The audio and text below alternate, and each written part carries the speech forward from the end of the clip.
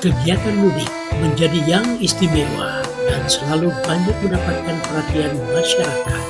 Apa dan bagaimana mudik Lebaran 2024? Ikuti dan dengarkan special talk show yang dipersembahkan hasil kerjasama Radio Kardopa dengan Dinas Perhubungan Provinsi Sumatera Utara di hari Kamis 21 Maret 2024 jam 9 hingga jam 10 waktu Indonesia bagian Barat.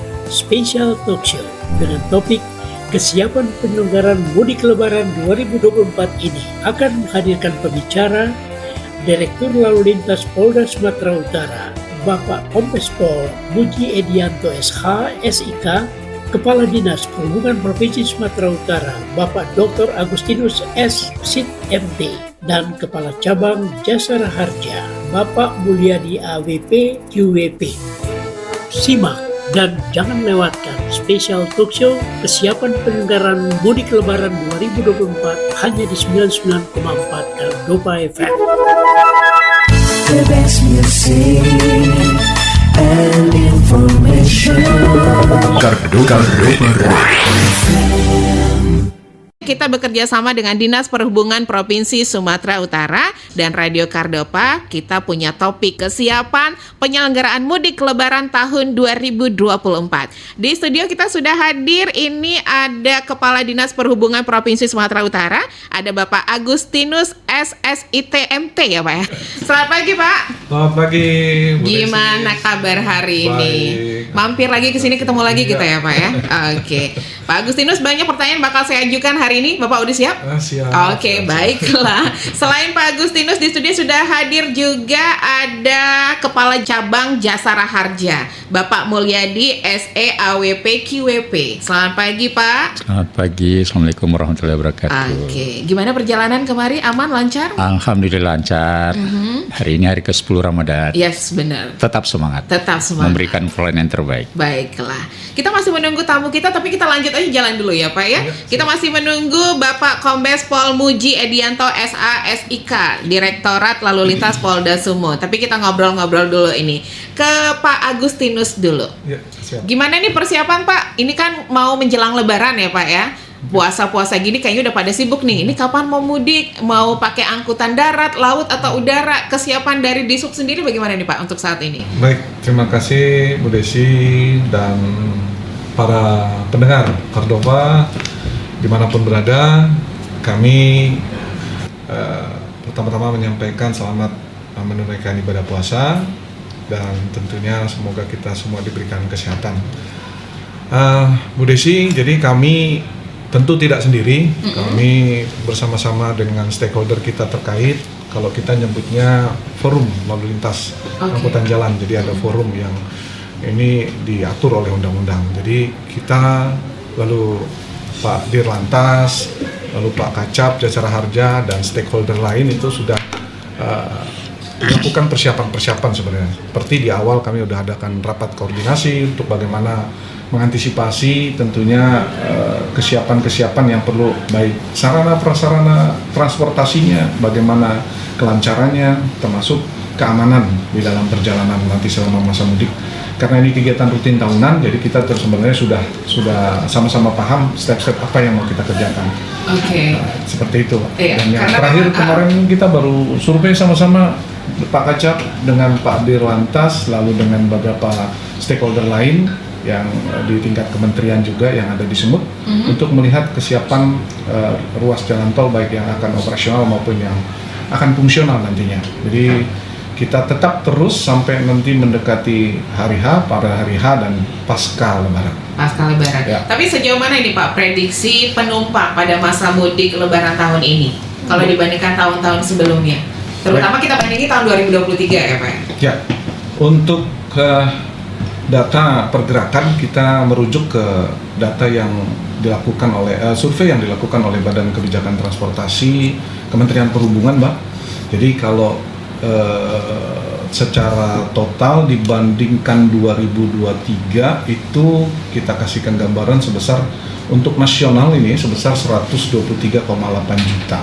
Itu nasional. Okay. Yang tersebar ke beberapa provinsi pergerakannya. Lalu secara tahun 2024 kalau dibandingkan total potensi pergerakannya itu 193,6, naiknya cukup signifikan, sekitar 56%. Artinya ini akan tentu berdampak juga di Sumatera Utara. Nah, kalau saya spesifikkan lagi di Sumatera Utara, ternyata data hasil survei itu yang yang asal perjalanannya dari Sumatera Utara keluar dari provinsi Sumatera Utara, itu kita peringkat kelima terbesar. Jadi kalau tadi datanya 193 juta secara keseluruhan nasional, kita peringkat kelima setelah Jatim, Jabodetabek, Jateng, dan Jabar. Peringkat 5 dengan total pergerakan itu 10 juta, 6 orang. Jadi kalau dibandingkan tahun 2023-nya, sumutnya hanya 4,4 juta. Ini lebih luar biasa lagi peningkatan, sudah 140 lebih persen. Apa karena memang kondisi udah aman, gak ada masalah yang kayak kemarin-kemarin itu ya Pak? Pastinya itu turut mempengaruhi juga. Itu pasti turut mempengaruhi. Jadi memang keyakinan perjalanan sudah lebih aman, nyaman, dan tentunya kesiapan pemerintah juga akan semakin baik. Jadi memang trust ya, sudah semakin tinggi. Nggak ngaruh ya Pak, segala kebutuhan naik, yang penting bisa mudik gitu. Karena kalau nggak mudik kurang klop tuh lebarannya ya kan Pak ya. Betul. Nah ini ke Pak Mulyadi dulu nih Pak. Apa dukungan dari Jasara Harja untuk mengantisipasi peningkatan kecelakaan lalu lintas? Karena kalau kita lihat mudik itu ya banyak ya kan Pak. Kemarin aku sempat dengar Pak diinstruksikan mudik nggak usah pakai sepeda motor, atau benar atau gimana nih? Iya. Terima kasih Mbak Desi. Selamat pagi. Assalamualaikum warahmatullahi wabarakatuh. Seluruh pendengar Radio Kardopa dimanapun berada. Kesiapan Jasara Harja perlu saya jelaskan sedikit bahwa tugas pokok Jasara Harja itu ada dua. Pertama, memberikan santunan. Yang kedua, mengumpulkan premi, ya, baik dari penumpang dan seluruh masyarakat Indonesia yang mempunyai kendaraan.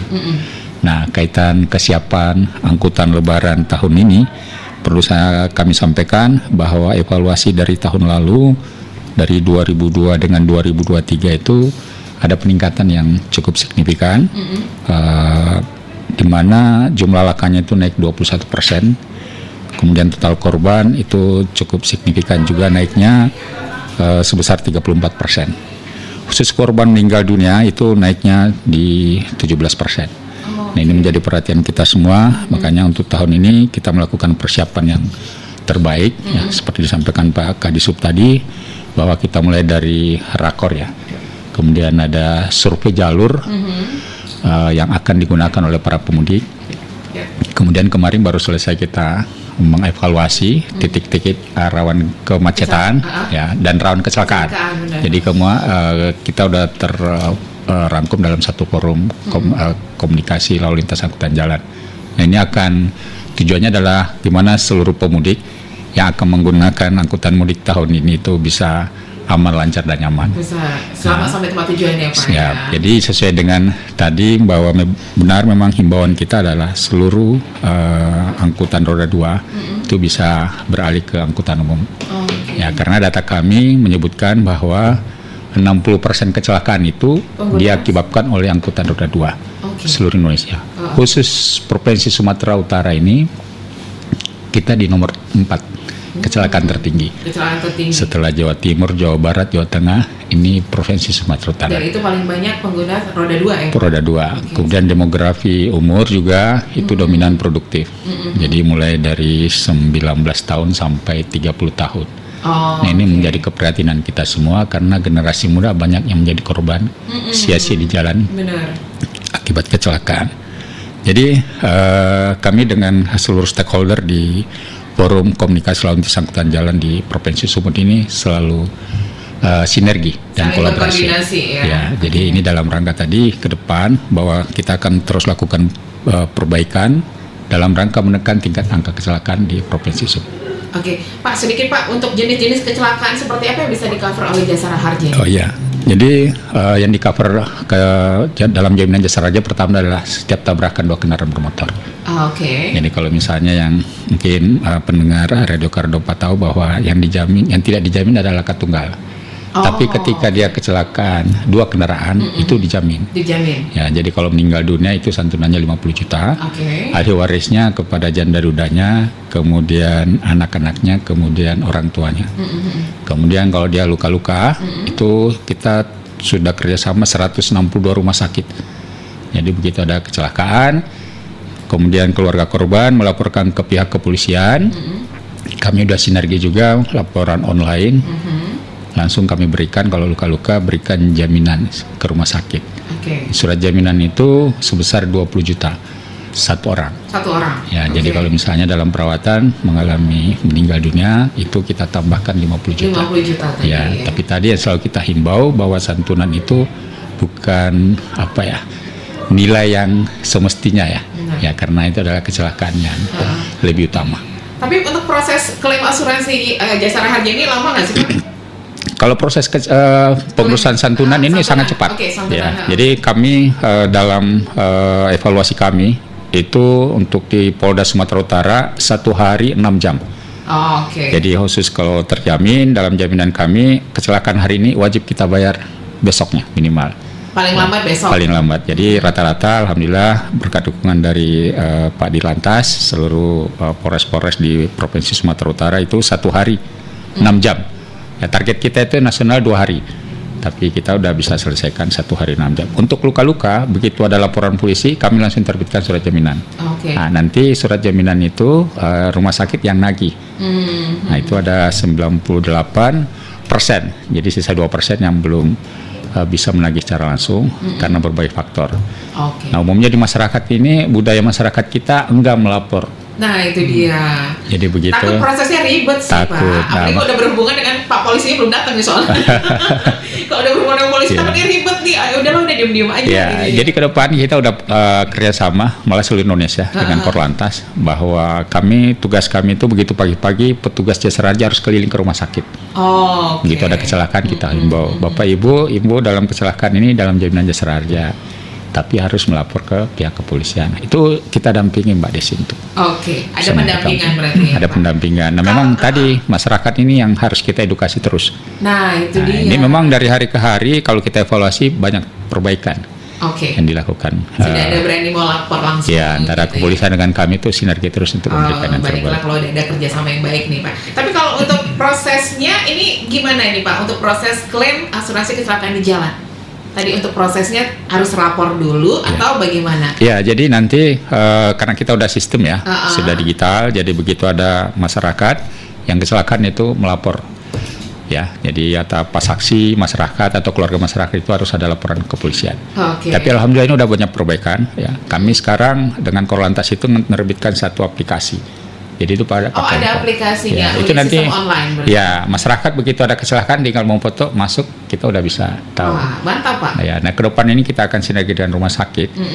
Kita akan kolaborasi begitu ada pasien rumah sakit pasien korban kecelakaan masuk rumah sakit itu kami akan langsung dapat terinfo. Udah jalan juga sistem Sipera, kemudian dengan BPJS juga ada Viclaim. Jadi begitu ada ini kita terus 162 rumah sakit kita edukasi untuk memberikan laporan cepat. Nah, memang kendalanya kembali tadi ke masyarakat. Tadi biasa udah Pak kami damai aja lah nggak usah, itu yang kadang yang banyak kita temukan. Nggak mau ribet kali Pak. Ya udahlah damai aja gitu kan. Itu tapi kalau terjadi nanti sesuatu yang fatal baru ribut. Kemana Jasara Harja, kemana instansi lain itu dia. Kemana nih polisi nggak berani? Kena lagi Pak polisi. Pak cepet datang kenapa Pak besok ini?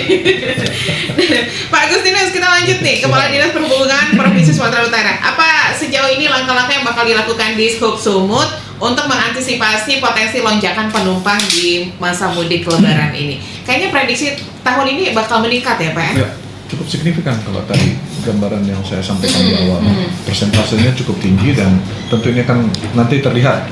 Apalagi kita dominan ini di angkutan jalan kita pergerakan kita ini. Jadi kalau kita lihat dari sisi supply atau ketersediaan bus, sebenarnya kita masih supply-nya masih lebih tinggi. Belum pernah terjadi ada kekurangan pada saat masa mudik. Cuma permasalahannya kalau ini pas puncak mudiknya tertuju ke satu hari tertentu, itu yang biasanya nanti ada Kita akan sangat kesulitan karena biasanya bus kalau ini datang terlambat juga karena bukan karena busnya kurang, tapi karena macet. Jadi menumpuk lah di terminal atau di pool. Ini yang perlu kita antisipasi. Tapi secara overall kapasitas kita masih cukup memadai. Nah, kita juga antisipasi kita untuk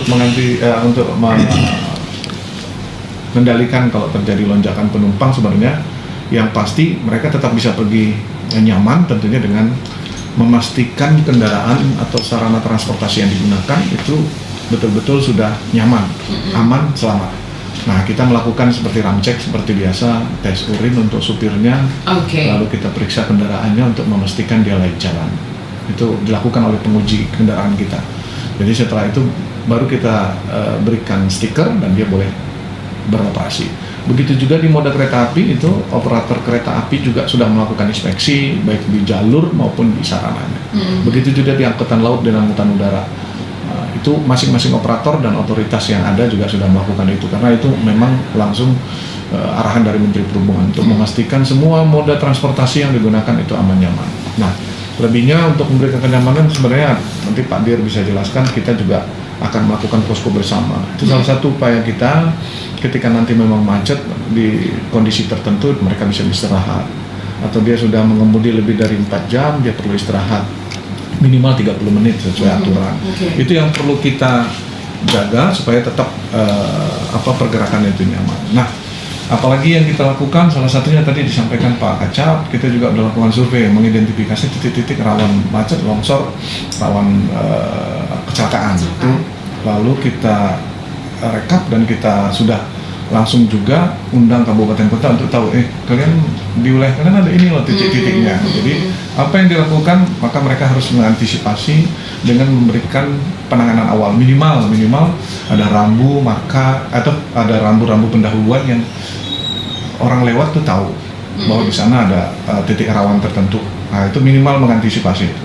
Lalu langkah apa lain yang kita lakukan juga melakukan atau seperti biasa kita menyediakan mudik gratis. Nah, ini tahun juga ini ada lagi berarti Pak? Ada tahun ini. Seperti Nataru kemarin, tahun ini juga kita sediakan dan kota yang kita sediakan sekitar 2.700 dengan 65 unit bus. Tapi ini kita buka dari tanggal 14 kemarin sampai akhir rencananya sampai tanggal 31. Oh, sudah buka. Tapi ternyata sudah penuh. Jadi sekarang masa verifikasi kita ini ada nanti kita kalau kita dapatkan pemudik yang cancel perjalanannya biasanya ada tuh. Biasanya ada ya Pak? Iya ada. Jadi nanti ini kan kita announce lagi sama waiting listnya karena beberapa juga karena nggak dapat dia tapi tetap kita bikin di list.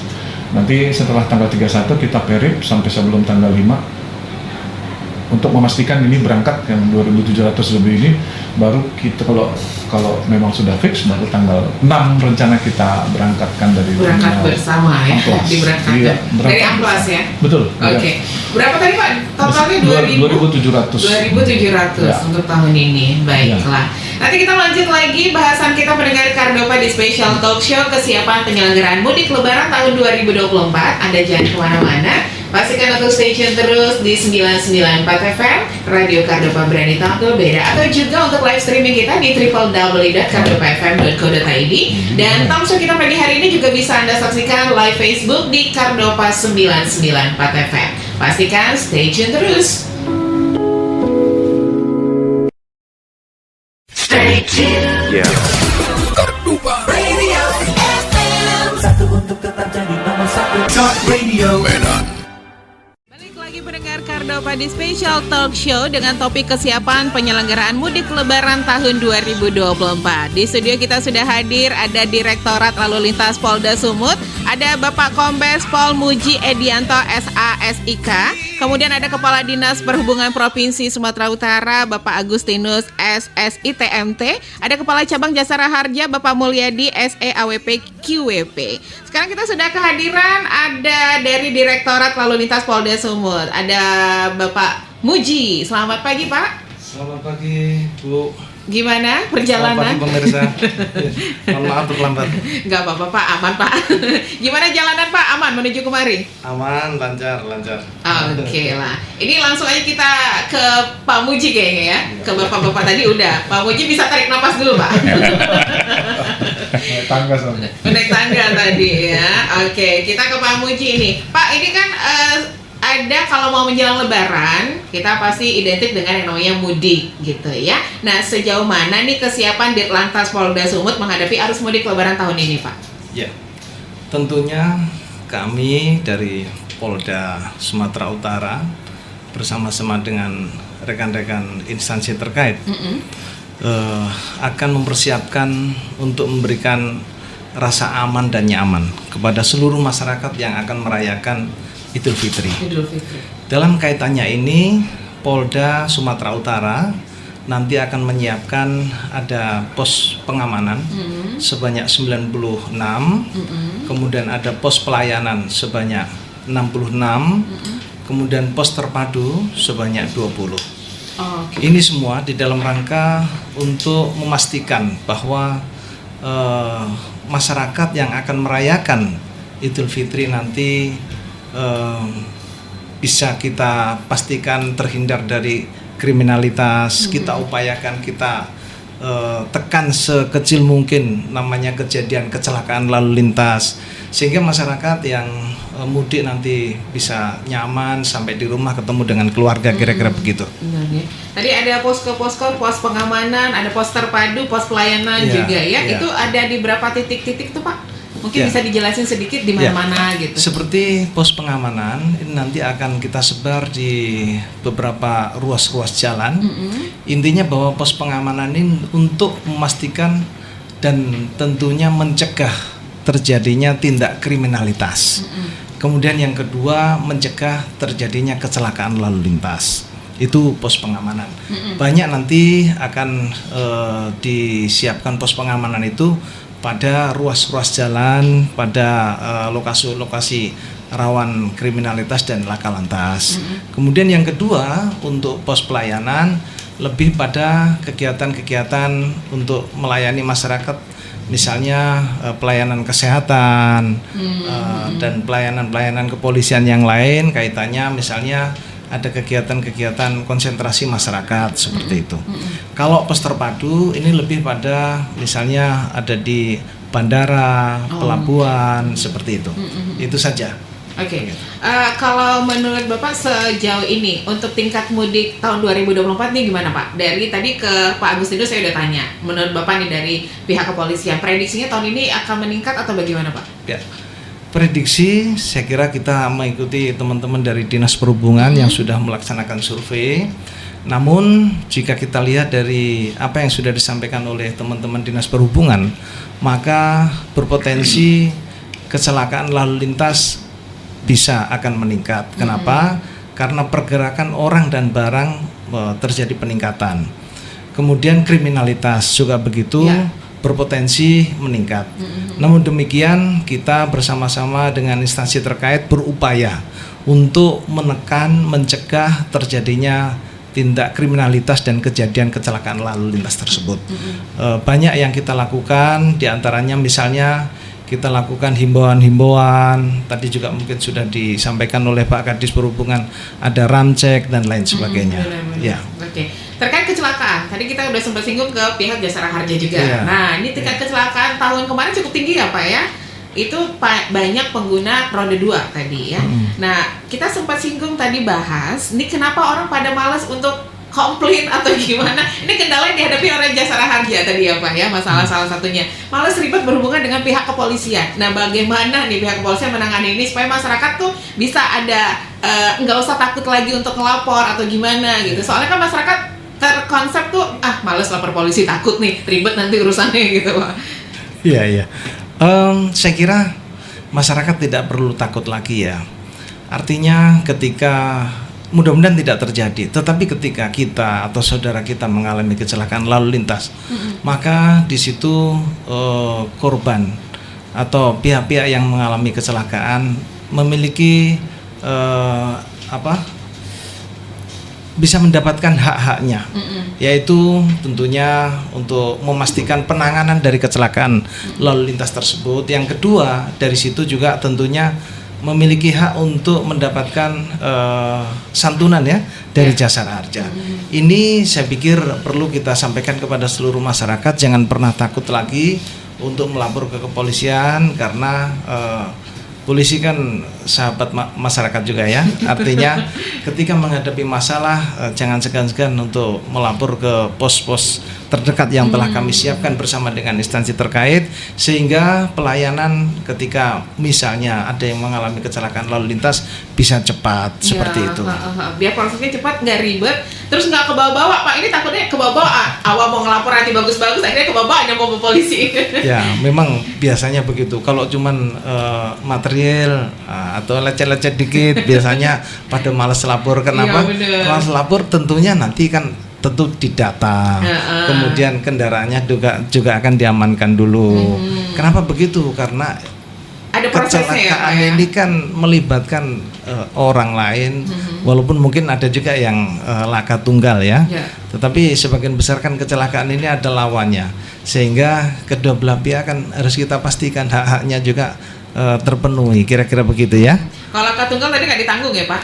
Nggak ya. Ini yang ada ada kawan ya tabrakan baru ditanggung oleh Jasara Harja. Jadi memang sampai sekarang yang ditanggung adalah tabrakan dua kendaraan. Mau laka tunggal ini beberapa kali udah diusulkan ya, sampai ke uji ke Mahkamah Konstitusi. Untuk laka tunggal sampai sekarang belum, tapi udah masuk kajian untuk segera dijamin. Tapi ini nanti ada impactnya kemana-mana. Ketika laka tunggal itu dijamin, itu harus dipikirkan juga dampak sosialnya. Ya, karena nanti yang dijamin cuma korban ya, akibat di luar salahnya. Nah, kalau laka tunggal ini mungkin masih dalam kajian untuk dijamin oleh Jasara Harja. Tadi prosesnya juga nggak terlalu ribet ya Pak, apalagi udah ada sistem online tadi. Sistem online RSMS, makanya kami terima kasih dengan dukungan Pak Dirlantas. Itu 1 hari 6 jam. Jadi hari ini kecelakaan, besok udah bisa kita berikan, dan 24 jam 7 hari. Ya, jadi untuk peninggal itu kita walaupun hari libur kita bisa proses santunannya. Tadi seperti Pak bilang tadi paling lambat tuh esok harinya. Esok hari minimal, berkas lengkap segera kami proses. Baiklah, kita ke Pak Agus nih Pak. Tadi kan sempat singgung tentang mudik gratis. Nah, ini sebenarnya apa tujuan penyelenggaraan mudik gratis dan bagaimana perkembangan saat ini Pak Agus? Baik, Bu Desi dan pendengar Kardopa. Jadi seperti yang sudah kita sosialisasikan beberapa waktu yang lalu, terhitung tanggal 14 sampai dengan tanggal 31 Maret nanti kita sudah membuka registrasi untuk mudik gratis. Jadi mudik gratis ini pada dasarnya adalah upaya kita pemerintah provinsi untuk mengurangi beban biaya transportasi masyarakat yang tentunya juga meningkat pada masa mudik, masa lebaran. Dan yang kedua tentunya tadi seperti yang disampaikan Pak Dir, bahwa kecelakaan lalu lintas itu menjadi hal utama yang perlu kita antisipasi. Jadi kita mencoba mengurangi tingkat penggunaan sepeda motor untuk mudik, karena sepeda motor pada dasarnya tidak didesain untuk perjalanan jauh, sehingga ini sangat berbahaya kalau dibawa mudik, apalagi lebih dari 2 orang ya. Nah, ini kayak kejadian kemarin di daerah mana itu yang 3 orang kecelakaan yang sepeda motor jatuh ke jurang. Iya, yang seperti itu memang sangat kita perlu kita kendalikan. Jadi salah satunya melalui sarana bus seperti ini. Kita sediakan busnya yang tentunya nyaman dan ada penariknya, souvenir gitu, supaya mereka mau juga menggunakan itu. Kalau sama seperti angkutan umum tentu nggak menarik jadi. Nah, itu yang dibuat yang menarik mungkin. Iya, betul. Tujuannya itu supaya masyarakat lebih, khususnya kita mau tarik yang dari pengguna shifting dari sepeda motor ke bus. Itu tentu kalau pakai bus tentu lebih efisien, ruang jalan terpakai karena kita gunakan angkutan yang massal. Terus nggak gitu capek kan di jalan? Pasti dia bisa istirahat. Nah itu Mbak. Dan yang tujuan utama lainnya adalah salah satunya kita mengurangi, mengendalikan inflasi ini. Inflasi ini kita cukup baik pemerintah Provinsi Sumatera Utara, karena salah satu penyumbang inflasi itu salah satunya dari transport. Jadi kita coba selain kebutuhan pokok ternyata inflasi ini juga ada dari transportasi. Jadi kita coba intervensi, salah satunya melalui mudik gratis tadi. Nah, mudik gratis ini kebetulan kuotanya sampai terhitung hari ini sudah penuh, tapi sekarang kita mencoba melakukan verifikasi untuk memastikan ini orang jangan pas hari H malah nggak berangkat. Kasihan orang yang di waiting list tak dapat, yang sudah masuk di list tak berangkat. Nah, kalaupun memang mau cancel, cepetan ya Pak ya. Karena kita juga untuk di 8 tujuan mudik itu ada Sidempuan, Penyambungan, Gunung Tua, Sibolga, Barus, Rantau Prapat, Kota Pinang, ada 8 kota tujuan itu. Kita punya grup-grup, kita bikin grup-grup WhatsApp-nya sehingga kita tiap hari ini konfirmasi ada nggak yang meng-cancel. Kalau ada kita masukkan waiting list-nya. Jadi ini tetap masih terus berproses sampai nanti tanggal 31, lalu sebelum tanggal 6 tentunya ini sudah kita fixkan dan tanggal 6 kita berangkatkan akan diberangkatkan bersama dari Amplas tadi Amplas ya Pak oleh ya. Bapak PJ Gubernur rencanakan. Kita ke Kombes Pol Muji dulu nih, Direktur Lantas Polda Sumatera Utara. Pak Muji, untuk mengantisipasi kecelakaan-kecelakaan apalagi kemacetan juga di jalur-jalur padat nih Pak, seperti jalur wisata, nah ini gimana untuk mengatasinya nih Pak? Ya, terima kasih. Jalur wisata menjadi perhatian kami. Tentunya pertama kami koordinasi dengan pengelola pihak wisata tersebut. Yang kedua, kami melihat kerawanannya. Kami lakukan rekayasa lalu lintas dengan pola-pola pengaturan buka tutup, kemudian termasuk kerjasama dengan teman-teman dinas perhubungan, penataan parkir yang baik, kemudian yang berikutnya tentunya kita juga melakukan pengalian arus dan sebagainya. Ini kita upayakan supaya tidak terjadi kemacetan total. Karena begini, kalau kita bicara mudik lebaran, objek wisata rame, memang itu yang diharapkan. Jadi kalau kemudian lebaran, biasanya hari masuk hari kedua, ketiga gitu ya. Kalau lebaran pertama kan masih pada makan di rumah masing-masing ya, silaturahmi ya. Lebaran kedua, ketiga dan seterusnya itu rame. Kok padat? Ya, memang itu yang diharapkan, padat itu. Tapi bagaimana kami bekerja sama dengan teman-teman dinas perhubungan dan instansi terkait lainnya menata supaya apa? Tidak terjadi kemacetan total. Benar. Itu padat boleh, tapi jangan tetap lancar, jangan macet total gitu kan? Gitu. Kira-kira seperti itulah ya. Itu jalur-jalur ke atas nih Pak, Brastagi biasanya macet total. Ya, karena objek wisata ini kan di Sumatera Utara cukup banyak.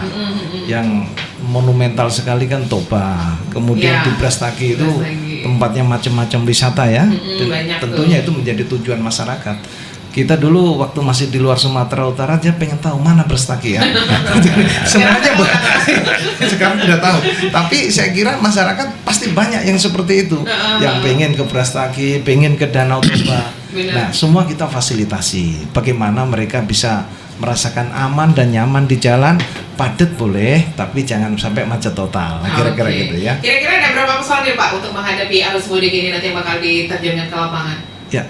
Untuk personil saat ini masih berproses untuk dibuat rencana pengamanannya oleh Pak Karopolda, tetapi yang tadi saya sampaikan pos pengamanan, pos pelayanan dan pos terpadu akan kita siapkan tersebar di spot-spot titik-titik yang telah ditetapkan. Ya.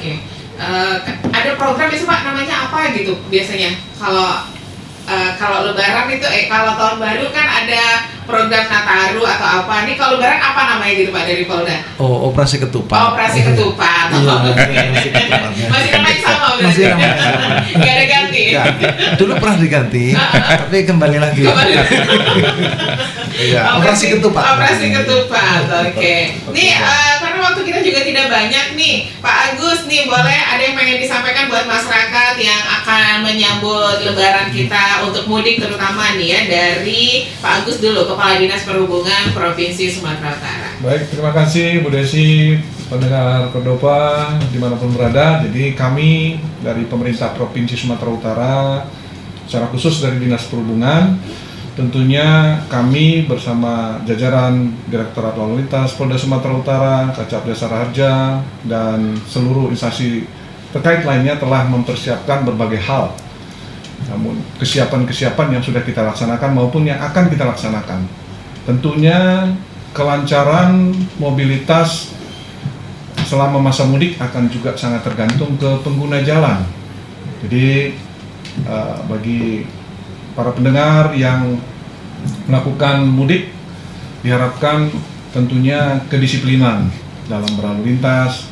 Kalau membawa kendaraan ya disiplin dengan waktu, artinya kalau sudah lelah itu jangan dipaksakan, istirahat, ambil tempat yang aman. Tadi disampaikan Pak Dir, ada pos PAM, ada pos Yan, ada pos terpadu.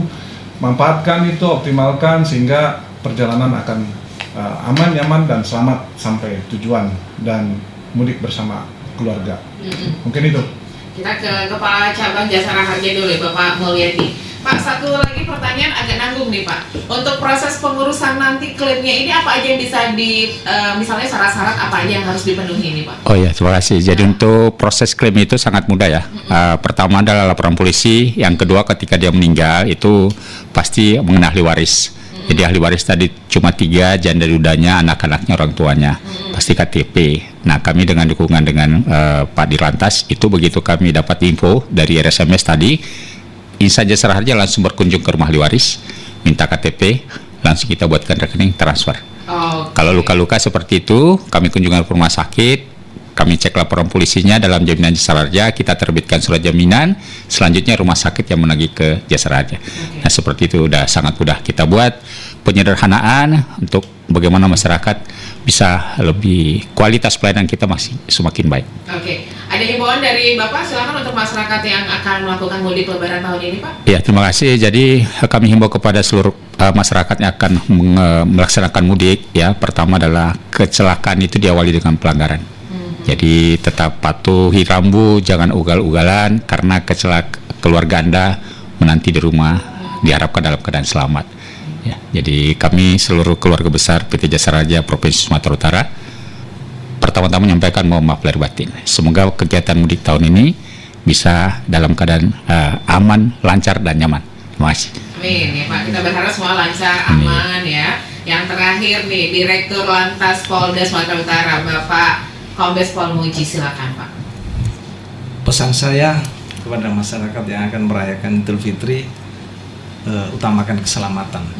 Ini tentunya diawali dari pada saat persiapan mau berangkat. Iya benar. Kendaraannya disiapkan, cek.